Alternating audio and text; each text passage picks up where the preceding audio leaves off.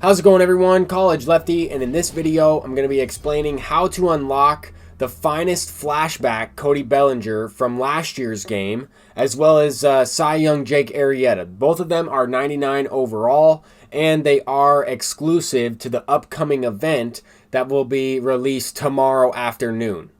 So most of you may have already seen this Cody Bellinger in the game. At first we weren't able to figure out how to unlock him. I mean, it only says that he's available on the community market, but you actually can't redeem this card until you win 20 wins in this United States of Baseball event. Now this will consist of players in the AL West and NL West, at least to start with. Now Jake Arrieta is the second reward, or second cumulative win reward in this program. There might be some packs along the way as well. But one thing to keep in mind is that this is a Cubs version of Jake Arrieta, a Cy Young winner from 2015. And we've actually had this card already in MLB The Show 17. So this is a flashback card as well from a previous MLB The Show. And we'll take a look at Cody Bellinger's attributes, right? Because he's already revealed in the game, kind of, in my opinion, was accidentally leaked, and then they kind of just went with it. He is available. So the orders for this card have gone significantly down since they revealed this card.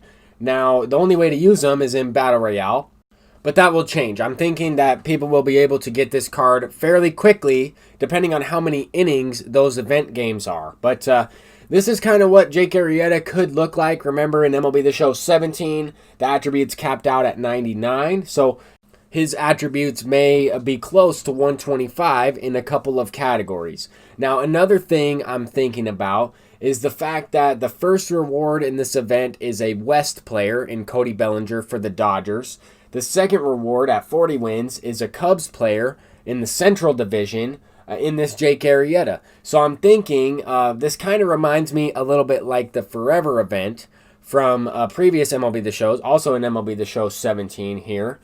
We had, an event that went on still to this day, but it had a couple of really good endgame players. Now, I'm thinking they might add another flashback player as a third reward that will represent the East Division. And now the first two are from the National League, so I'm thinking the next one, if there is a third reward, would be an American League player from the East Division. So I'm thinking about a couple players that could be from, the Orioles, could be from the Rays, Yankees, Blue Jays, Red Sox. And honestly, I'm thinking, Eddie Murray would not be a flashback, but it would be, a decent selection. Maybe not after releasing Bellinger and Arrieta, though. So there are some things I'm thinking about. Now, if we did go with the National League, I do have a couple of players, but they don't make as much sense as the 99 overall Eddie Murray would.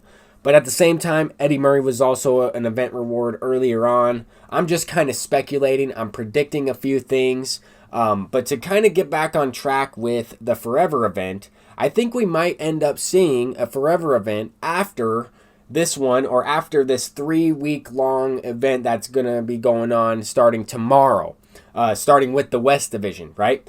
Another card that we could see that I think the community would be excited for would be the Vladimir Guerrero Jr. I know he had a home run derby card in last year's game. Now, this would make sense in the fact that it is a flashback and it fits that trend. But I still don't know with the overall. I still don't know with how he would fit in as an endgame player or with this event rewards at all. But another card I'm thinking about, I don't think it's possible that we'll ever get the rights to Jose Fernandez back in the game. But this card, I took this screenshot from the rosters in MLB The Show 16 because you're not able to access the online Diamond Dynasty mode in that game. But Jose Fernandez was a 95 overall. He played for the Marlins. This would be an amazing reward to add in as that third choice, even though we already have a pitcher. This would just be an incredible surprise. It's not going to happen. There's like a 0% chance that this happens, but I did want to kind of mention it as something that I know the community would like. That was a clue that they kind of gave out, that these cards that they'd be releasing would be flashbacks, MLB The Show fan favorites, those types of players. Now, we're going to go ahead and hop into a game from the current event that's going on. And I actually matched up against a really good player. This guy has a better record than I do in ranked seasons, has more wins and right around the same amount of losses. He might have had one more loss than I did, but about 20 more wins. So definitely a solid player. Most of my losses this year have been by one run in ranked seasons for the most part. I can honestly say about half of my 34 losses, about 17 of them, have been decided by one run. Some of those games I got outplayed. Some of those games I outplayed myself and just screwed up too many times. And other times I was making the comeback and I just fell short. But we do have a guy that's making his return into the lineup, Nolan Gorman, who is a future star card that to me is still an endgame player in this year's game because of his swing, because he plays third base, first base, great hitting attributes, decent fielder. I think he's still an endgame card. He's a 95 overall. Endgame is kind of up to you and your personal preference. I'll show you my stats of that card at the end of this video. But for me, I mean, I'm just trying to mix in an event game, just trying to see what this one is like. We are playing on Hall of Fame. It's been, a couple weeks since I've played a game on Hall of Fame, to be honest. And this guy hit a home run. So we're down one. Who knows? Trevor Bauer might pitch a little bit better now. I'm not sure if he has that stopper quirk, but it seems like that's the quirk that I'm using the most as a pitcher because I do give up early leads and try to make a comeback. That's usually how the game goes. But here in the bottom of the second inning, start the inning off with a ground ball right to the second baseman. Now we got Lil Brujan coming up to the plate. Future star Vidal Brujan lines out to second base. So not the best inning, right? I mean, two hard hit balls right to him. I did miss the ball with the PCI though, just barely. I mean, Cody Bellinger, I got it off the end of the bat possibly. That one I just tapped to the pitcher, and Vidal Brujan with the line out. So now we're down to the last out. At least I didn't give up any more runs in the top of the third. We still have a chance to make this comeback. We are down to the last batter right here, down to the last strike. Nolan Gorman is the guy, though, and he usually doesn't miss. First at bat, he missed.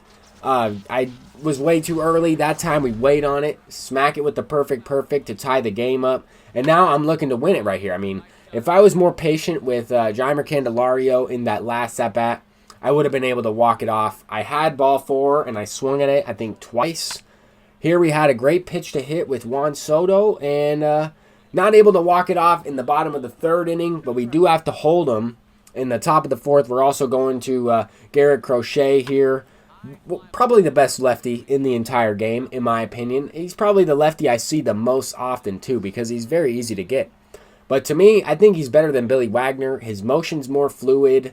He does have some great pitches. He just doesn't have the same speed differential as Billy Wagner. But I'll take him. Over $1 million stub reliever, I will take this guy. We got to face him. Luckily, he hits Tatis, and that's the go-ahead run. That's the game-winning run. I had a terrible at-bat with Cody Bellinger, so I'm trying to be a little more patient with Lil Brujan here. He's hitting .425. I used this card a lot early on in the game cycle. I also had a lot more time to play, so I do have a lot of stats with some of these future star cards, and here we go. I mean, we launched that one into the gap. He dives for it, just a little bit off, and that is going to be the game there. A walk-off ground rule double from Vidal Brujan, but Nolan Gorman, easily the player of the game, down to the last strike, hits the tying home run, and here are my stats with them. This card is absolutely unbelievable. For the most part, I used them on Hall of Fame difficulty, earlier on in the year. Obviously not against some of the better pitchers that we've had, but at the same time, that card was probably my MVP for multiple World Series runs, dating back to probably the last time I made World Series in this game. But I just wanted to, provide a little bit of gameplay as well as my thoughts on the event rewards. I think they're both very good. I would hope to see a third card, but I know I'm asking for a little bit there. Here we got back-to-back diamonds. Thought it was Mike Trout. I thought for sure this was Mike Trout, American League third baseman. Absolutely not Mike Trout. But it is Alex Bregman. We'll quick sell him because he sucks. Other than that, though, pretty solid video in terms of cards, content. I wanted to provide, a few things from previous MLB The Show games, just in case if you're new and you didn't really know about some of those flashbacks. I'm really hoping that we see Vladimir Guerrero Jr.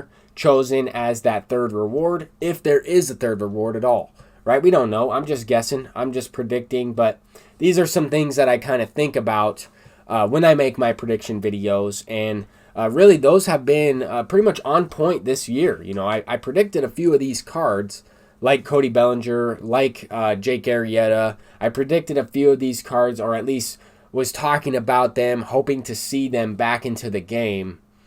And yeah, we do have a couple packs here. Get a couple free diamonds, a finest pack. This is, you know, some of that Jumpstart bundle, some of that, you know, brand new content from Stage 4 Team Affinities in terms of Team Affinity packs and Ballin' as a Habit pack, stuff like that. I kind of wanted to wrap this video up because I didn't really notice that you're able to earn a bunch of gold cards in the event now. So that got me thinking a little bit more about the Forever event and what to expect, or kind of, you know, thinking about if we're going to get one at all this year. I think we will.